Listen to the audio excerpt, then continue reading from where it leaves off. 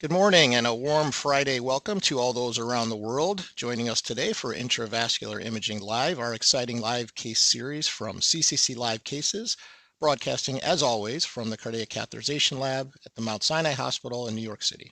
I'm Nitin Barman, your moderator for today's session, a proud alumnus of this lab and lab director at Mount Sinai Morningside. So today we're excited to enter our second year of our Intravascular Imaging Live series with our 8th live presentation. Another very instructive case today, utilizing OCT in the management of a diffuse obstructive LAD lesion. As always, our primary goals of this series is to demonstrate, one of our goals of the series is to demonstrate the value and technical execution of intravascular imaging from a fully practical point of view, with the hope that this will translate to more appropriate utilization in our audience's practice. We've been a bit of IVUS focused the last few sessions, so we'll look forward to reviewing best practices for acquisition and image interpretation with OCT, this other important imaging technology. So with that said, let's get started. As always, we'd love to hear from you in our interactive chat. So please send us your questions right from the website or the YouTube channel. I will be monitoring the chat throughout the session, and as always, your participation definitely adds value to the program. The full case will be posted on the website as always, ccclivecases.org, as well as on the YouTube channel in the next day or so. So if you're unable to see today's program in its entirety, absolutely check out the full archive form. As mentioned, we have a great 8th case for you all today. So let's head over to Dr. Kinney and the team in the cath lab at Mount Sinai Hospital for today's live case presentation. Dr. Kinney? Yeah, good morning, everybody, and thank you, Nitin. So myself and we have Dr. Amit Huda, who is going to be helping me during this case, and of course Kiski, who is going to be our imaging, attending. That's right here. We have Akash Patel, who is our chief fellow, who will be graduating at the end of this month, and Monica, who will continue her second year here, and of course the same people who is Will, Kim as a nurse, and Asif and Naira, who are our technicians. So having said that, let us start our slide presentation. So like you mentioned, we are entering our second year with this case, which is case number 8. So we don't have anything to disclose. What we have is a BroadMed AV that is helping us with this transmission, who have done that for many years, and we're just mentioning that they have been doing a great job, and you have seen them all the time doing a great work with us. So going to the case number 8, this is a 66-year-old male who actually presented to his cardiologist. We are a center for patients who are coming for renal transplant. So there's a cardiology service that sees the patients, and then of course the transplant service that sees the patient. So as a part of the workup, also he was referred for continuing angina despite being on therapy. So his history of hypertension, hyperlipidemia, insulin dependent diabetes, on insulins, and has had prior liver transplant. He's on dialysis, and they're also planning to see if he could be a candidate for a kidney transplant. So as a workup, they always get a stress test. We showed mild to moderate anterolateral ischemia with partial scarring anteriorly and mild lateral wall scar, they're saying. But when I show you the angiogram, you'll know, is it a scar or even if there was ischemia. EF was near normal. So he was on aspirin and good lipid lowering medication, which is atorvastatin, and more people go directly to PCSK9. Though the guideline says the second line of treatment should be maybe, and then medical management for his blood pressure and insulin. So some anti-anginal medication. So cath that showed, I'll show you the cath shortly, had 2 vessel disease of circumflex and LAD with low syntax score. So he underwent PCI of LAD. Then here he's for today, PCI of the LAD today, which will show you the angiogram first. Then I will go back with the slides. So if you can show you the, hold on, let me show you the circ angiogram. So definitely appropriate positive stress test symptoms, as well as medical therapy, making him appropriate for PCI. So this was his, you see the circumflex, distal circumflex, 80 to 95% lesion, um, uh, focal lesion. So that one we intervened with the synergy. And today he is here for the LAD, which we will show. Can we show the angiogram? This is his LAD. So mid LAD, okay, long lesion. Um, you know, if you truly, there's some mild calcium, not a lot, unusual for somebody who's on dialysis, and then you have distal LAD. There are three diagonals, small to moderate size, three diagonals. First one, again, I think a 2O to 225 vessel, significant lesion. Second one is very small. Third one, probably you can say 2.5 vessel, which is at that disease. So this is where we are with the LAD. Let me show you the previous, the EF was okay, RCA. You see that some disease and the circ stent, which looks good. So let's go back to the slides just to go through some of the steps. Why we need to use intravascular imaging.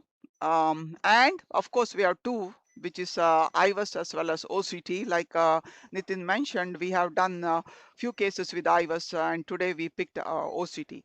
Question is, can you do this with IVUS? Yes, but do we need OCT? So always, many times we do get these questions during our live cases. Why are you using OCT or IVUS or OCT? So this, we have gone through this slide in the past, but I think it's very important to go through this slide again. So if you go through this picture of both, black and white and color TV, that's why it's a simple way of saying that image, you see that infrared light, and because of that your resolution is much better with OCT. You can say 10 to 15 micron, means you are able to see the some of the tissues also better, and the depth of penetration, because the resolution is very good, the depth of penetration is lower. Okay, so if you really want to understand the plaque volume and all that, probably IVUS is better. These things are important to know also, is many of these questions can be asked during your interventional boards. So if you see the pullback is in the past, IVUS used to be 1 millimeter. Here we are faster. Okay, it's less than 1 second or so, but we'll tell you then there's a newer generation that's coming up, which is way faster also, the OCT. So the important point is, the question that's often asked is, when do you use what? So aorta-ostial lesion, probably IVUS better.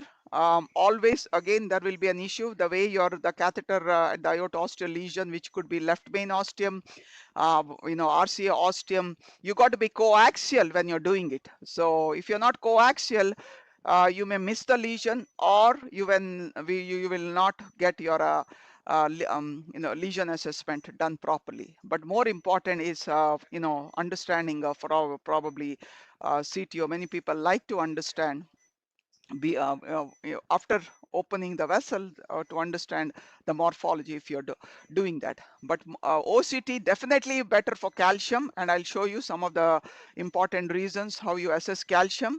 Instant restenosis, and what I meant is some kind of acute coronary syndrome. But more important, why we say acute coronary syndrome, because if you want to see the fibrous cap is a thin layer that is on top of the plaque, and you need to understand is that coronary ACS that's related to erosion or plaque rupture, only OCT can tell us that. So these are the key important differences, and having this as a background, we should know how to use it. Now question comes, why we should do intravascular imaging. So the reason you need to do intravascular imaging, so this is exactly the Abbott Eltrion 3.0 is ready. We should have it shortly here. So the pullback is way faster. See that 36 millimeter to 72, it will be done before you blink your eyes. Your OCT should be ready.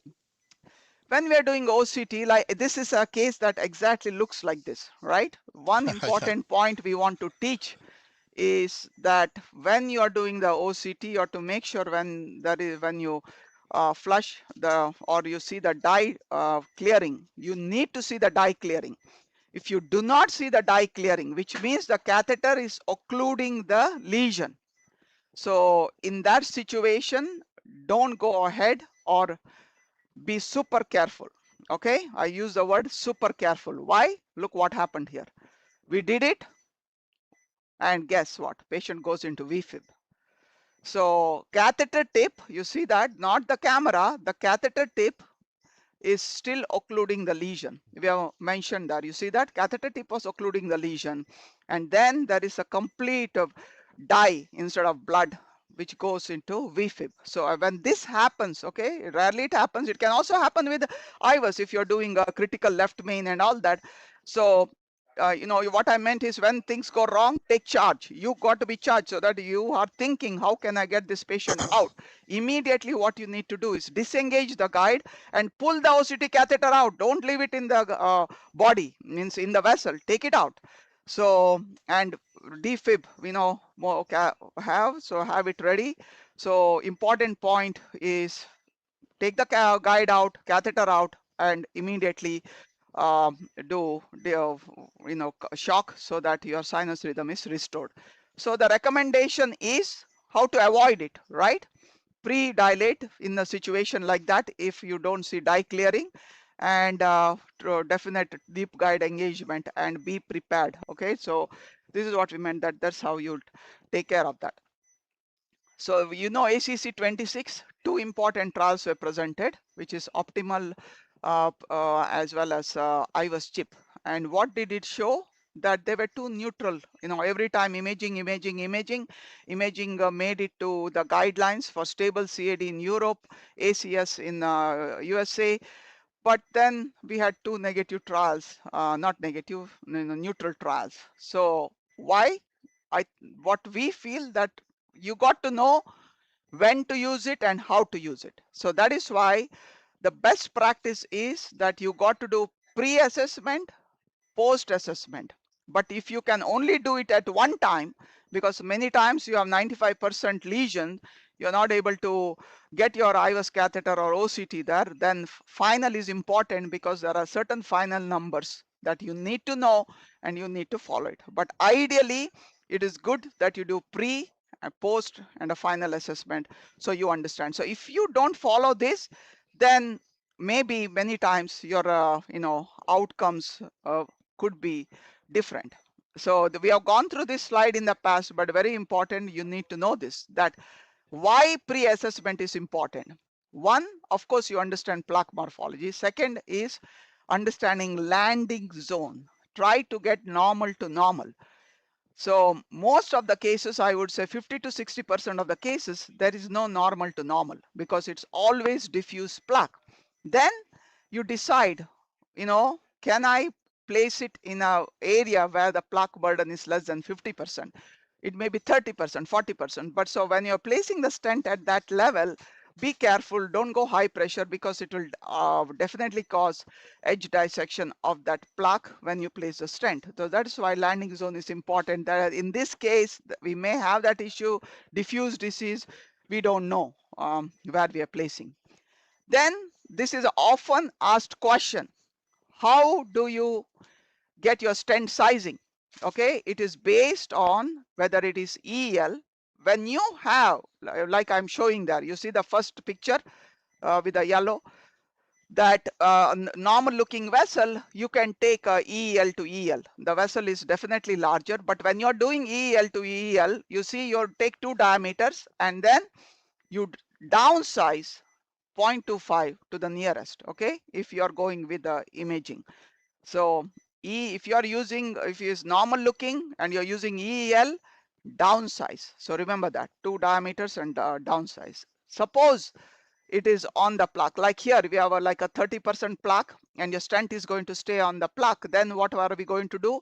We are going to use a lumens, okay, lumen. I often like lumen more than EL. So if you go to lumen diameter, sometimes that's when you round up to the nearest 0.25. So you see the two diameters, and that's how you round up. So this is a key, because this is often asked in all our teaching cases. Fellows come and ask, how do we get our stent sizing? So that is what we are going to be using today. So this is what we will use, how to get the stent sizing. That is why pre-assessment is important. Landing zone, diameter, and of course the length. Try to do proximal to distal, normal to normal, and that is how you will get your distal stent segment. And what I showed you is OCT, similar, sorry, IVUS, similar for OCT, how to do pre and post assessment. And this is the key, because we are a center for calcium management. We try to show a lot of cases with the calcium. There are several publications, okay? But when you're coming to OCT, remember the rule of 5, which is if your arc is more than 180 is 50%, okay? Yeah, 50%, it is 50%, okay? That is the rule of 5, half, 50%. So that's 1/5, okay? But the point they gave is 2. Yeah, then you have a 0.5 thickness. That is why if you want to measure that, only OCT can do that. And the other one is the length, more than 5 millimeters. So remember that 5, and that's how you get. So if you have that, and if you're not done a proper calcium modification, which we are showing, that's what we published also, whether when you see it, which cases you have to do cutting balloon, which cases you have to do rota, or which cases you have to do IVL. That's another session by itself. If you do it right, then your stent expansion is very good, because the stent expansion and the final MSA is the key for your outcome. So after this, we are going to do the case, because this is also important, that if you have done OCT, what are the numbers you need to know. One, if you see an edge dissection, when do we say that extra stent is required? See that dissection flap, you see the first edge dissection, the angle that you're seeing has to be more than 60. You see this angle like that? That's more than 60. Then if there's a medial dissection, that means you got to consider putting another stent. If you see stent under expansion, the picture you are showing there, and malopposition. Okay, if you see any of this. And the number for the stent MSA is 4.5 for OCT for a non-left main. That is how you have to measure that. But for IVUS, you have to remember this number, because after the case, we are going to go back to some of the slides. So proximal left main is 8, distal left main is 7. The way you remember is 8, 7, 5. Okay, 5 is for a non. 5 to 5.5 will be the non left main. So having said that, let's go to the case now with this theory in background. It's just a great summary, Dr. Kinney, and obviously we look at the trial data, but if this is extra information, and if you can execute the imaging safely, that extra information and interpret the images, which is what we're teaching here, it really adds tremendous value to your execution of your case. Obviously, we want to see the clinical data supporting it, but just on a principle, this is more information. It's doing the PCI with your eyes more widely open. So great summary. Okay, so we are using our regular workhorse wire. I mean, just based on what we saw, just angiography, I think it probably will be mild calcium balloon dilatation should be okay. I think this case is a great example of how to do proper, stent optimization, PCI using imaging. And your plan, Dr. Kinney, is to try to do this without pre-dilating first, unless you see something with the catheter. Yes. I think let us try that. I mean, Will is already here. I think it also speaks to the general idea of you don't want to rush through cases, but you want to be very fast and very clear with what you're doing, and that requires kind of like a clarity of mind, and knowing the tools well and knowing how to do it well, so you don't spend extra time in vulnerable periods of the procedure. Are there any questions related to what we have discussed so far? No, I think the audience is absorbing. That was a lot of fantastic foundational. Which one to pick? What are that? Leverage the advantages of either modality. Obviously, a lot of the data and the criteria. So what I'll do is we are not going to go to the second lesion, okay? And we'll try to see if there's a clearance without going to the second lesion. Okay, no, some die. Okay, we can share the LCD on the screen. Yeah, no. Yeah, it See looks that? obstructing. Yeah, Yep. You see that? So the Can we show I the think we OCT have on to the screen? pre-dilate, right? Yeah, we can check. So if I pull back, will we get enough distal some dye? Can you show the We can't OCT? see the clearance. Yeah, there we go. Okay, Great. get us Okay. a get me a 2.5. Okay, yeah. Yeah. It was not 2.5. good clearance, so it's better to Yeah. pre-dilate for 2.5/15. safety. So that is a very important step that we are teaching. When you don't see the clearance, like we see right now, right? We showed you. Do not do it. Okay. No, that's such a great example. You may have a plan a certain way, but you have to be able to adjust that plan, even for something, before you're even getting to the intervention portion.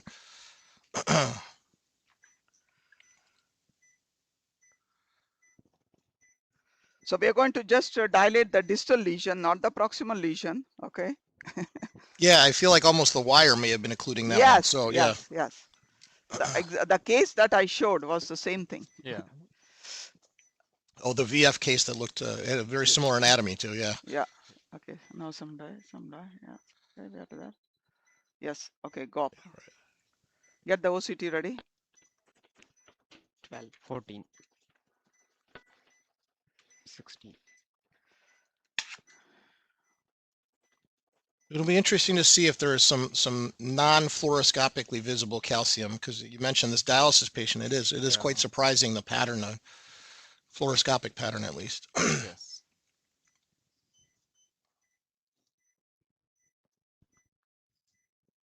We may see some medial calcium. So I'm going back with the OCT and let's see.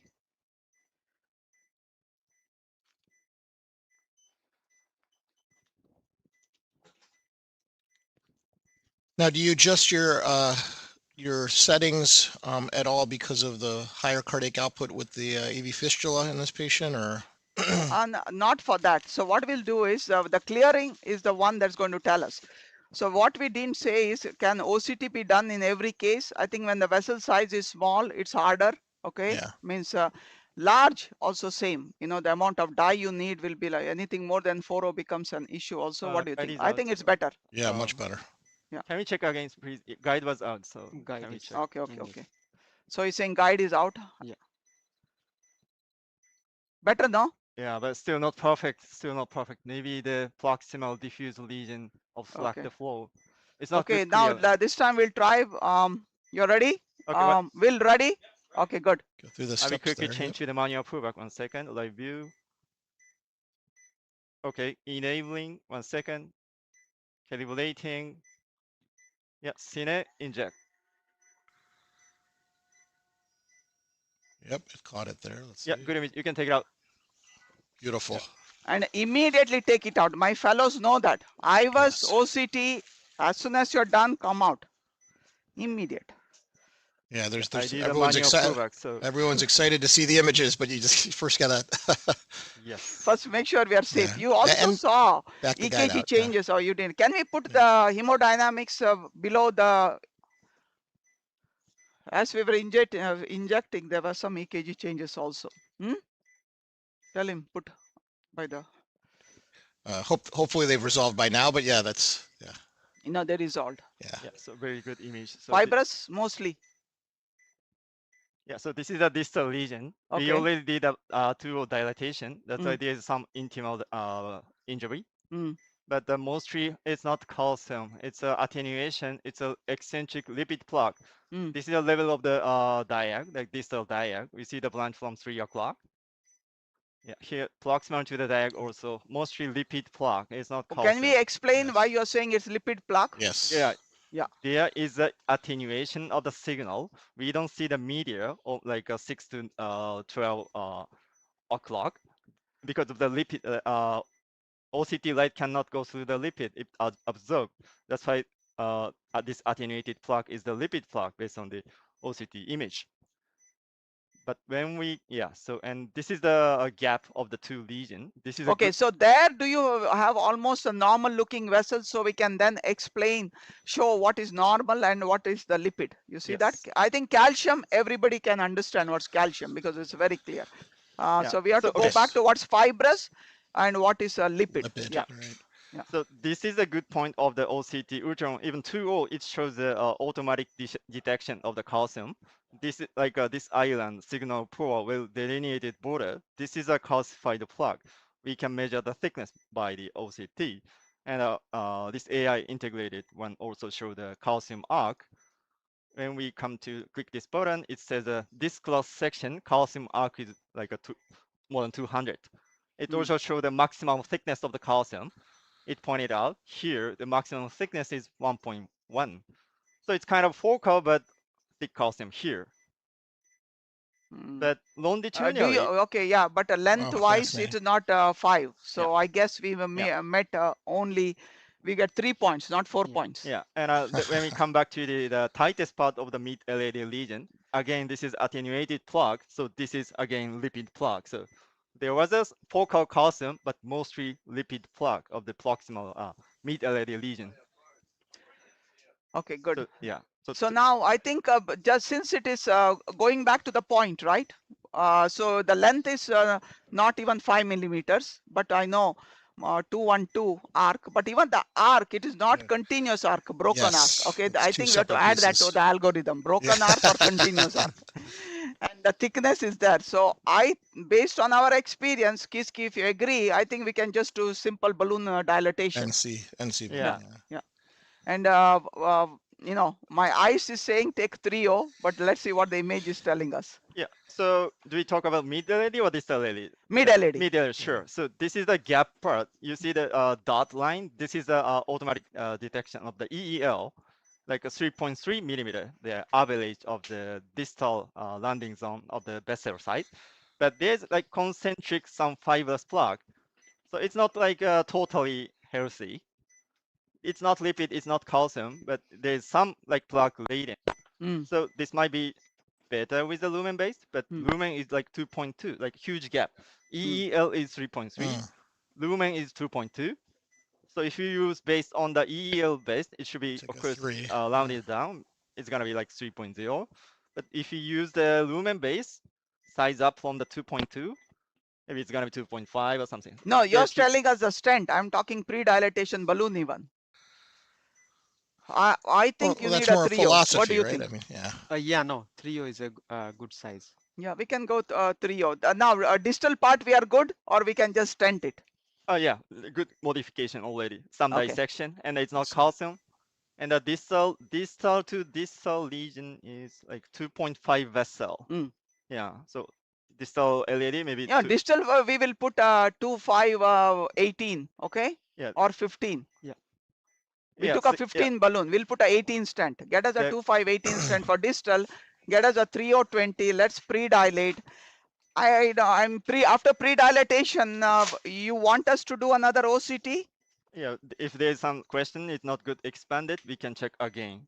Okay. So Dr. Kinney, you said Ah. 18. This white line to white line is 16, so it's perfect. Like Okay, 2, 5, good. 18 will cover the Okay. distal lesion. See the eyes, OCT eyes. Yeah, it's good discussion.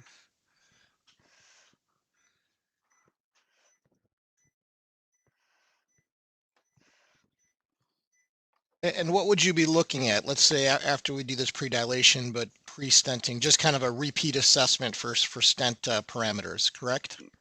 Yeah, Or how would you measure the adequacy of yeah, pre-treatment? so I think about a pre-treatment adequacy is the key. Go up here. Now I know this is just calcium is just in one area. Okay, Really that's one. focal. Yeah, and no matter what we did down. See, angiographically, I've placed the balloon based on what we see, and we have a length before dilation. So we need, I think, just confirm the length after dilation. Yeah, Yeah. good. Go up.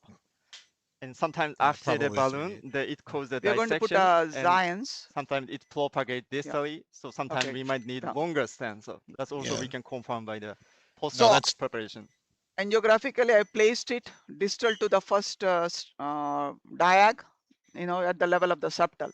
So we have to go from level of the septal just after the diag all the way down, so we could take 30 38 because Yeah, I think that it'll will be like a 36 millimeter. Proximal. I know there'll be a gap, but I think with this okay, we can leave a gap. Yeah, so the proximal one from the septal to the landing zone is 33 based Yeah, on the I OCT. said 33, but we will put a Longer to cover. we don't have that length. I mean, that will be just okay. Yeah, 33 might be side by side. So yeah, 38 is enough to cover. If Okay. it's shift, So let us get the first stent, and then we do a OCT, so we know at least the second stent is imaged. Otherwise, you have to, if you need to post dial 2518, and then we do. Yeah, I like that strategy.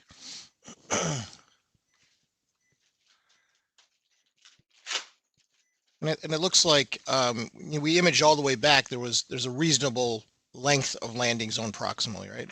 Yes. yes. Show them after the first diag, is there enough landing zone, they're asking. Now he's saying 33, but both me Yeah. and Amit would feel We'll that take we need a 38. Yeah. That's what I would It'll be have. slightly longer, but we cover any proximally. I think we should be okay. And then we'll have to post dilate the proximal area, optimize proximal.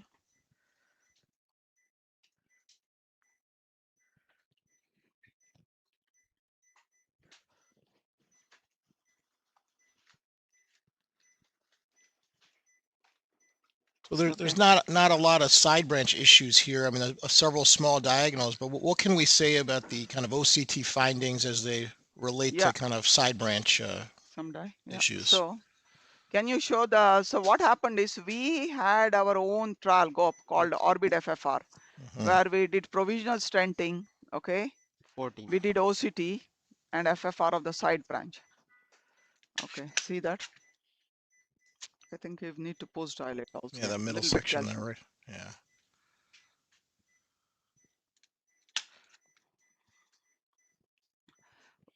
It is not available because we did a post analysis, understanding the ostium. You can do the 3D. Do you have the 3D? Yep. So you can see the ostium after we stent, and side branch, if the ostium area were anywhere more than 0.4 total, there. You see that? What a beautiful picture, yeah. Yeah. But this is so instructive, yeah. Looks like a heart. Visual assessment. Yes. This is a D1. So can you do the area around that side branch or no? No. This is just a visual assessment. Visual assessment only? Yeah. Not quantitative, huh? Quantitative, you cannot forget that. Okay. I think, what do you think? Post? Yeah, I think we can skip the OCT for now. Lesion preparation is good. We can just go ahead with the stent. No, second. For the second stent. Yeah, I think it's not.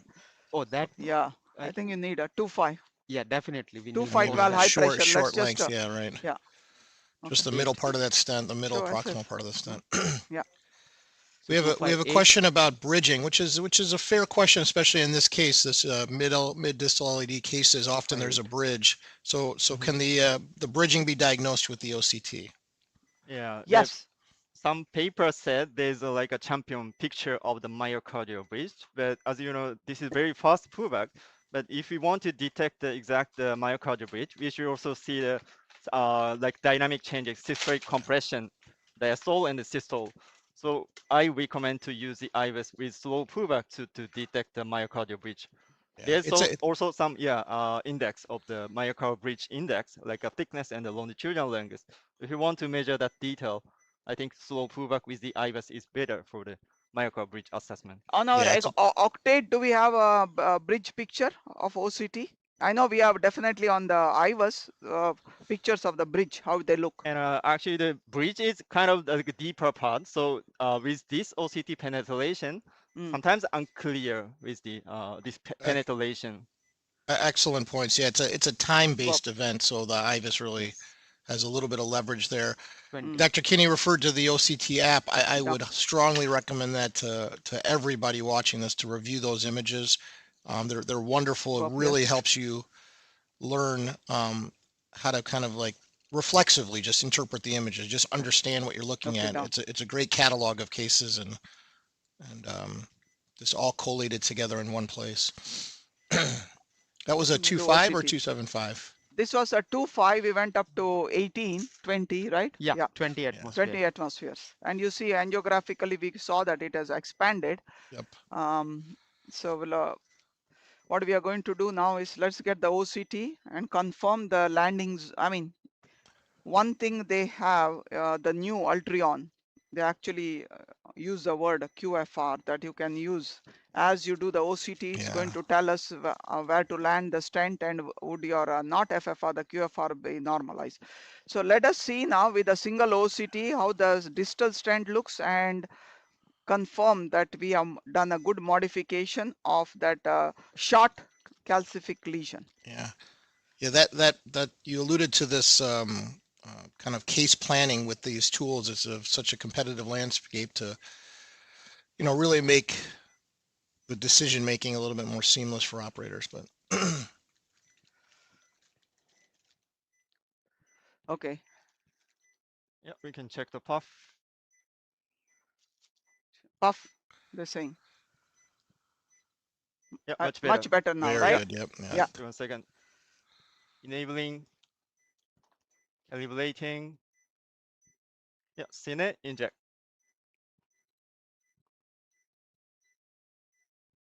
Yeah, good image. Nice. Oh, you can see a little bit of the post. distal, Yeah, a lot lot. of like dissection modification I know. in the proximal lesion. That's good. We want to see that Yes. yield nicely.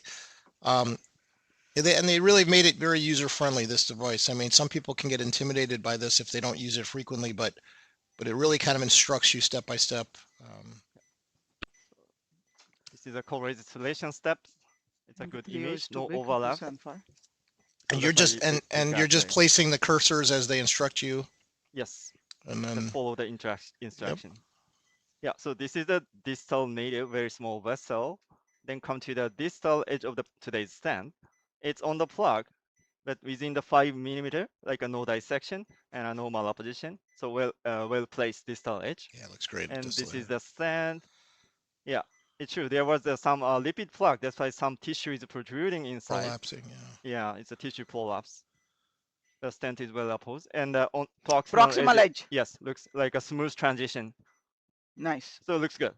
The Yeah. point is the MSA of the distal stent. Actually, like here is the. Sometimes we need a collection, but it actually it's not 4.5. But this is a small It's vessel. a small vessel. Yeah. Right. Yeah, so I can measure the stent expansion ratio. Yeah, looks like MSA is actually 3.0. But when you go to the distal lumen, it's like 1.9. So how come we get the? Yeah, so distal 0.5? lumen is 1.9 and then proximal. Yeah, proximal to the stent is 3.6. Yeah. So the average is like a 2.78, and our minimum is 3.0. So that's why it's more than 100%. 100%. Yeah. Definitely more than 80%. So it's a well optimized for the distal stent. Then we come back to the proximal lesion. Right there, Yeah, we're here, going to start. Yeah. This is the dissection. So we need to cover that, you see? Yes. Maybe like an 8 millimeter gap only. Yeah. That's okay. We need to give a Huge little dissection. gap. So then here we see the media. So it called the medial dissection. If we go like a super aggressive dilation more, it might cause the perforation here. So already good modification anyway. Yeah. Not good, super good. Look. you don't want it to be too good. Yeah. Now, but this imaging step's quite instructive. Yeah. Yeah. Then, okay, again, measure the lesion length. We should cover all these dissection. Like here is good landing zone. And again, come back to the plan mode, and I can measure the longitudinal length. Yeah, looking, you are correct. So now it said to cover that dissection, 38 is better. My only question is, show me the barely. distal. Do I go 275? We don't want distal edge dissection again. So yeah, so this is the again the distal landing zone, and again the EEO is 3.3, but still there's 50% of plug. So maybe that's the discussion point. 275 we were saying. Base might be Get us a 275. We deploy at 12, and see now how we change. We have a 3 already here, but now when we see the way the dissection has happened with the 3O balloon. Now, if somebody had said maybe I would have done 2.5 balloon, we would not see the Yeah. dissection. Yeah. Well, I think we were Everything is debating possible. probably in our mind between a 3.0 and 2.75 pre-dilation. Yeah, So, yeah. and you can use that balloon post. So, Okay, let's go. So the proximal Yeah. vessel at the level of the diag and septal, 3.5. Yeah, more than 3.5 vessel. you might need So that two that's separate post dilation. balloons. Yeah, 2 separate balloons. Yeah. Then no, that's 2 separate balloons, or we can use the 3O of and the Very proximal high. we got a 3.5. Get us a 3.5/15 Yes. high pressure balloon, because we'll use the same 3O balloon. We have a 3O balloon already. Maybe Yeah, a short 3O. one proximal. Yeah. Yeah. And that kind of fits also, I think it's always good to look at the anatomic kind of forest and just the trees. I mean, it's an LAD. It's not a huge LAD. It's, reaches the apex and I think has a sizable RCA as well. Or PDA, I should say. Okay, I think this is what is good. Yeah, perfect length, right? Yeah, good. So we're going 12. 12 only. But make sure you're nice. Yes, good. We knew we are going to leave a gap. Okay. Yep. Now someone will say, why did you leave a gap? You should have covered. Ooh, There's another discussion. Yeah. You did the imaging. Yeah. Almost a normal looking vessel there. 3O20. We are happy the guy is on PCSK9, but on LDL is still 60. yeah, 60. Like near our target of 55. Near target. Now the guideline is 55, but he's getting there maybe. Okay, you know what? I don't want to do another angiogram. Let's do let's post dilate it and go with the OCT directly. That's another way of saving some dye also. I know it's dialysis, but it's good always to save dye if you're doing imaging guided. And the imaging here allows you to do that because you really understand the entire morphology. 3.5. Yeah, post dilate so And that we 3 don't also, need to no? do. So that is the final picture. And we have 3 also. Okay, you want 3 also? Yeah. Don't go distal. There's a question about whether we could have used a DCB for the distal and a DES for the proximal with OCT guidance. I think that philosophy. Amit, you want to use that? We have to go back to the before we stented. Remember our imaging? Yeah. Go back to that imaging picture. Yep. That's a very good point. We're still learning that. Yeah, that can be an alternative strategy. Like we had that thing is also in our mind in case if somebody is a candidate in future for a possible cabbage. Yes, great point, Amit. That location, it's kind of behaving like a small medium vessel. Yeah. 14. 18, right? 18. Okay, down. Get the 3O and let's do the 3O there and we are good. Very, very highly tailored post dilation. I like this. Okay, is that the post? No, not before we stent, pre to the stenting, because the question is, could we have done a DCB in the distal lesion rather than placing a stent? Yeah, like provided we had a good pre-dilatation. Yeah, means I think your residual has to be less than 30. Yeah, those are the criteria for when we are part of a few trials that we are doing, DCB trials. So we just did initially 2.0 balloon like this. So there was some. No, 2.5. I did 2.5. Okay. Yeah. Even at the 2.5, the MLA of the distal lesion was 1.3. So it was not good lumen gain. Yeah. Just a small internal dissection. And look at the fibrous, how thick the fiber. It's not calcified, but even the fibrous. You might have needed a scaffold here. Very thick. And then after placing the stent, we had to post dilate. It was still not doing well. Means we may have needed a cutting balloon also. If someone had told us, okay, why don't you cut it and then place a stent? That was to prepare the lesion better. So I think this lesion was not the ideal lesion, but idea of thought process of maybe a DCB could have been used. Yes. Okay, go up here. Yeah. Okay, enough. 16, 18. Good. Down. Okay, now we do the OCT. Everybody agrees with the point? You know, that's a good stenting point of versus what DCB of a second. I think your point of how it behaved with the stent, you know, it's a fair point. But I think just the question was a good one. It's a philosophy. We have to kind of retrain our minds a little bit to consider these things, you know, alternate kind of philosophies of intervention there. What we are doing now, definitely small vessels we are considering, side branches we are considering rather than not for large, but 2-5, anything less than 2-5, especially 2-5 side branches where 90% lesion, Yeah. you know, pre-dilate. The question still that we are not sure is, do we do DCB before or DCB after stenting? I mean, the Yeah. side branch DCB. That's still Yeah, it's to be fascinating. It answered. opens up so many questions, right? And when you have a new technology, you know.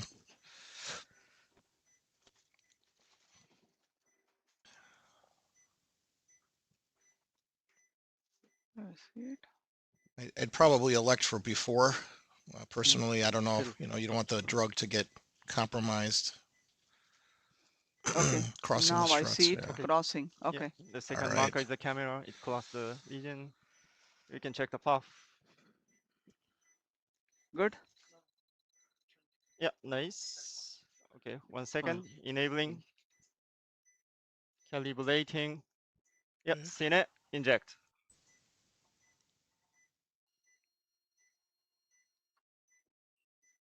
Yeah, good image. Looked largely good on the left, but slow it down here. For long lesion. Yeah, maximum pullback length is 75. If it's more than 75 lesion, we might need a 2 pullback. But I think this got all the lesion. For installation. Second. Okay. Yep, confirm. Yep, you got an image. Looks like we might have lost that middle diagonal, but I think it was the Oh, price of doing business on this one. Yeah. Yeah, nice landing. This is the distal edge of the proximal stand. Smooth transition, no dissection. smooth transition, Very nice yeah. landing. You see that? Yeah, Yeah. well expanded. Again, some tissue protrusion. Yeah. But well expanded. Here, like Nicely area opposed, yeah. 6, 7. Yeah. And the cover the dissection. And Yeah. proximal also nice landing. Yep. Yeah. And the Okay. opposition's Yeah, great. at the with level this, of the septal, but proximal to that, no dissection. And a normal opposition. And proximal stand We MSA sacrificed is one distally, yeah, all more than 4.5. Yeah, it's optimal, well expanded, no dissection, no malposition. Great result. Looks great, yeah. Yep. Okay, good. Okay.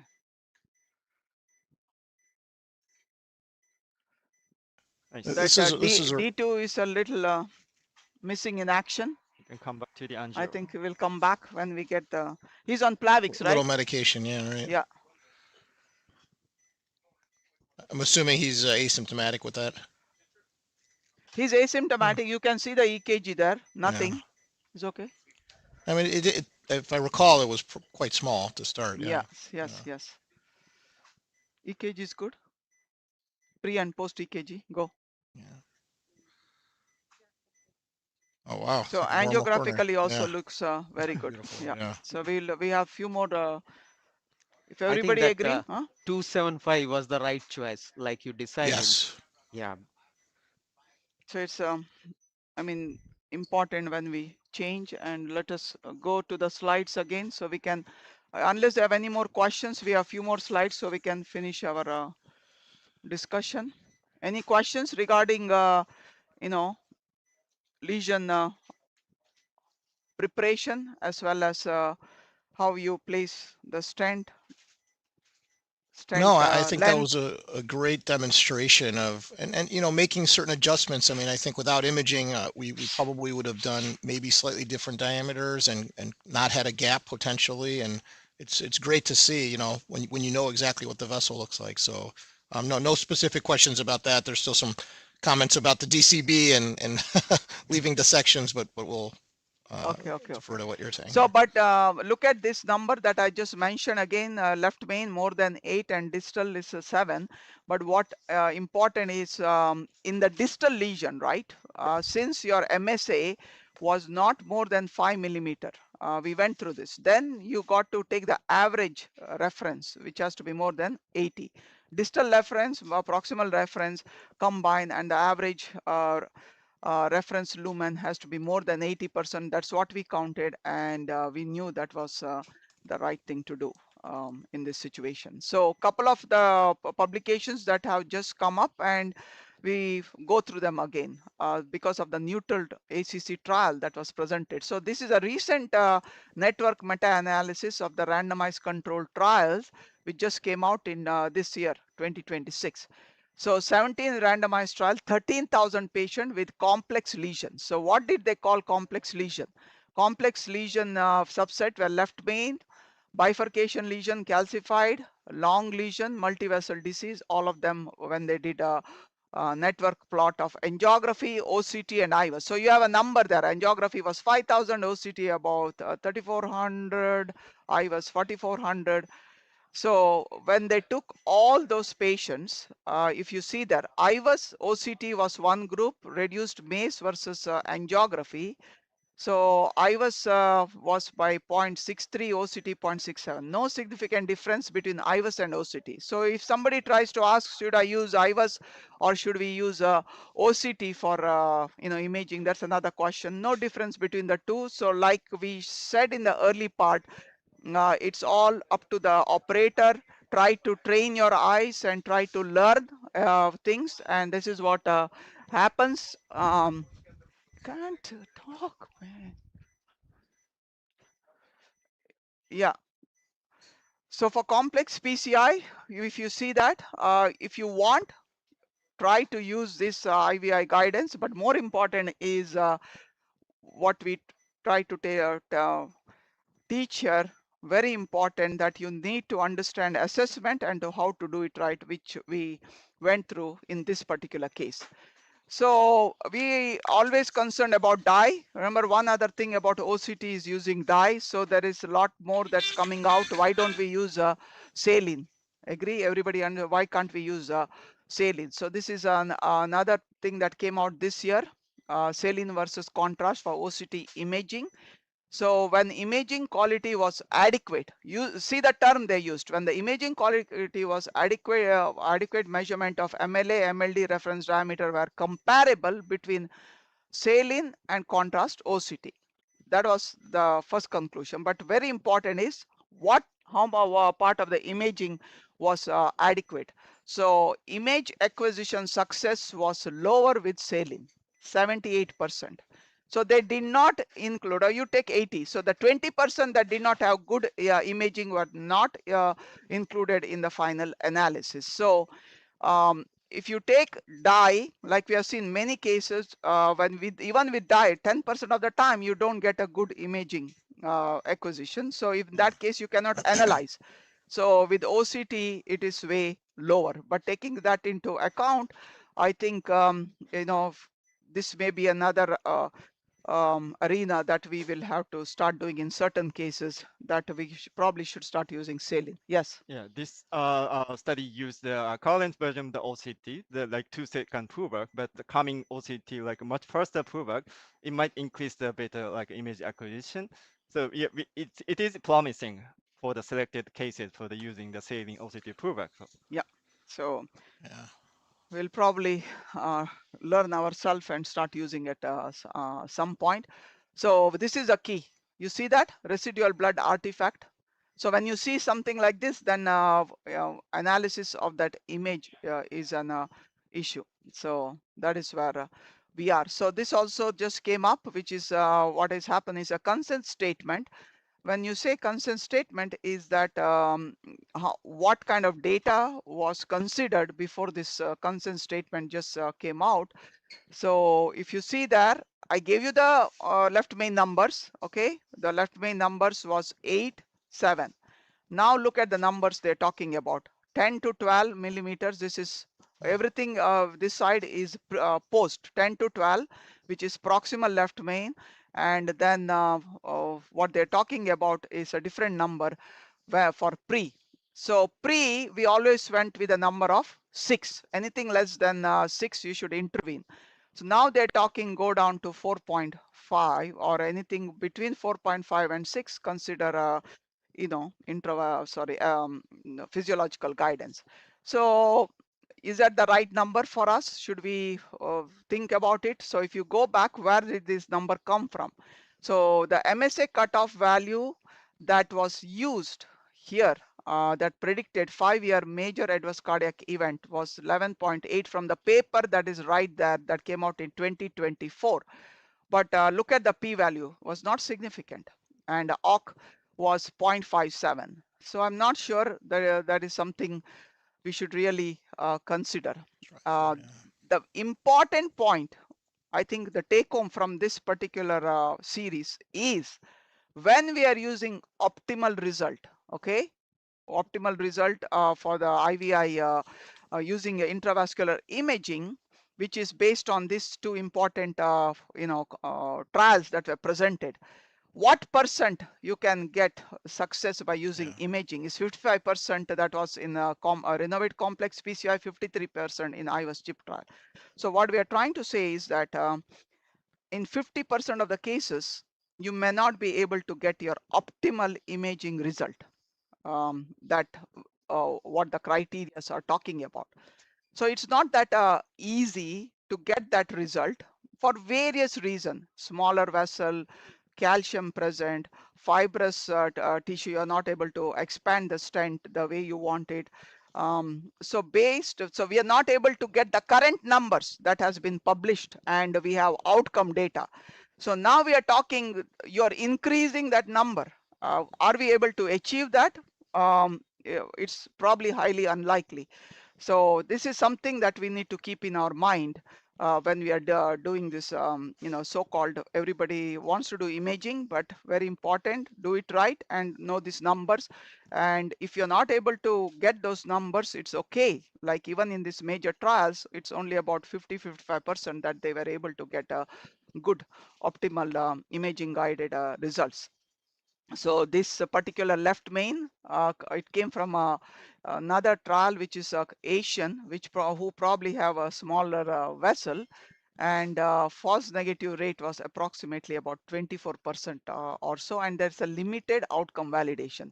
What we are trying to say is that we have to see where this number, which trials they were used in this consensus statement, and before we say that these are the numbers we need to follow, we got to be very cautious. That's what we are coming out. So it's just a framework they have presented, but no definite evidence that strongly saying that this is the numbers we need to follow. So what is coming up in the pipeline for the imaging? What we used is Abbott Ultron 2.0 software. A 3.0 is coming.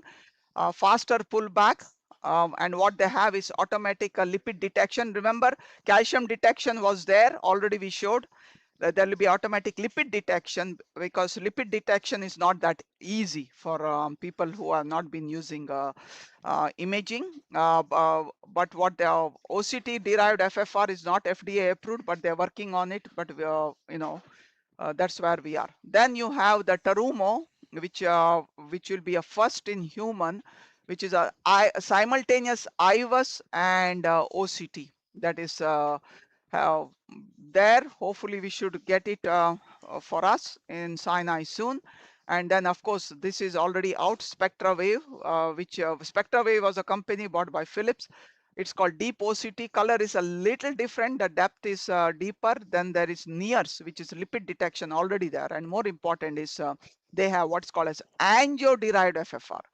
So the SPECT-MPI has angio-derived FFR. Abbott is adding OCT-derived FFR. So physiology and imaging are all included in one. But the question is, we got to use them and clinically understand what are these new devices, and of course, use some outcome data, and then say how we can use them in our clinical practice. So this, all this will be coming here to Sinai, and of course, our future live cases, we will be showing cases with these newer devices. And we have our June symposium, which is 16th, 18th of this month, which is in about 12 days time, so that People can should come here and watch all the live cases, but we'll be trying to show some of this imaging during that cases. Now, quick, we'll finish with the quiz. So you see this, right? Question is, what is it that we are seeing? Is it dye, did not clear, or is it thrombus? Okay, 50-50, thrombus versus dye. So No, definitely thrombus. That's why you have to keep looking at images. This was blood artifact. Yeah, so OCT pullback, right? This is the same picture you showed Yes, also. yes. just That's showed what it. she was watching. But it's She correct. But it's paid correct. attention when we Yeah. were showing the picture, huh? Yeah, but we should check the back and forth. Just Yeah. one cross section might not be enough. So Okay, then you this might be thrombus. So yeah, he might be correct. Not enough So information it to could be, decide. it could Okay. be true. So what you should have told us was give us the more images. So that's okay. But I think what we are trying to show is that if you think it is a blood artifact, you got to remember the 4 P's. I did not mention this time, but we did mention in our previous that puff. Remember, we kept saying puff. If you don't see there is a good clearance, do not do it. That means the guide is outside. Get the guide engaged properly and then do it so that you don't see the blood coming back. This is best practices, okay, which I've gone through. Plaque composition assessment, then reference segment to understand landing zones, then preparation, how you prepare the lesion depending on how you are, and understand post stent under expansion. The question is, which of the following you need to do? What do you need to do? All of them. All of them. Okay, all of the above is that which we like. So the very important, you go through this chart and remember this chart so that you help this. So not supported by robust evidence. Post left main optimization 12 millimeter, is it good? Is it 8 post left main 8? Yes. Then pre left main 6? Yes. Pre left main 4.5? No, not new one. What we are saying, evidence. Do we have enough evidence? We don't have enough evidence. So yes, you'll pass the exam. Okay.